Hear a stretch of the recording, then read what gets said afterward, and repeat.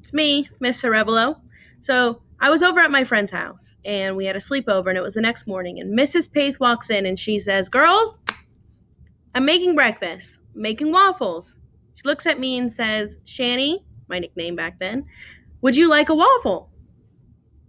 And my brain was loading and processing and doing boop, boop, boop, boop, boop, waffle, waffle, waffle. No connection.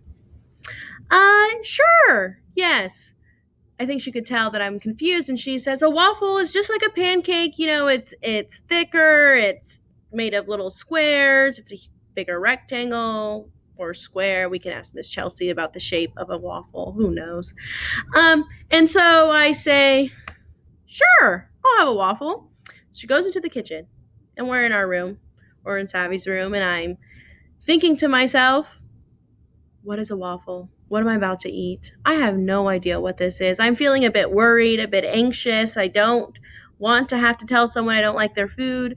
I probably would never do that. So I would eat the food. And then, you have to do that thing where you pretend to like it. And that's just kind of like, so good. Didn't really want to have to do that. But I knew that whatever was awaiting me in the kitchen might lead me to do some acting. So she calls us in to the kitchen. We walk to the kitchen. She gives me my plate, and sitting there is this waffle. And my brain looks at the waffle, or all those things, and my brain goes, "We know what this is." And I'm like, "Yeah, we do." And my brain is like, "It's an Eggo." And I said, "Yes, it is." And an Eggo, if you don't know, are kind of like these frozen waffles that come in this yellow box with a little light blue in it.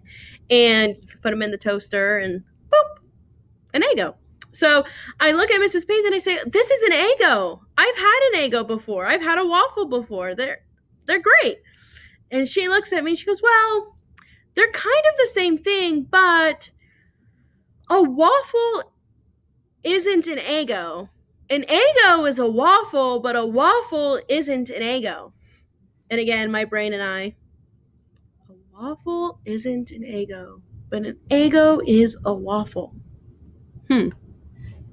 Okay. So I sit there and I eat this waffle, and it's super delicious. And I realize again that difference is sometimes tasty. Difference doesn't mean bad. Difference can be fine and good and delicious and sweet. And so in that moment, I was able to learn something from this family about different kind of food.